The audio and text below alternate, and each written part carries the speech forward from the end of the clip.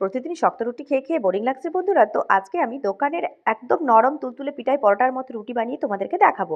প্রথমে তার জন্য জল গরম করে নিয়েছি, আর এদিকে একটু নুন দিয়ে তোমার ময়দা আর আটা নিয়ে নিয়েছি। আটা দিলেও হবে, তবে ময়দা দিলে একটু টেস্ট ভালো হয়, তো আটা ময়দা মিশিয়েই করো।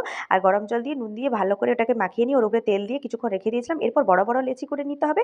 তারপরে সেটাকে ভালো করে মাঝারি সাইজ করে একদম বড় করে বেলে নিতে হবে। এরপর গ্লাস দিয়ে একটা ভালো করে কেটে নিতে হবে, ওগুলোকে ছোট ছোট পিস করে।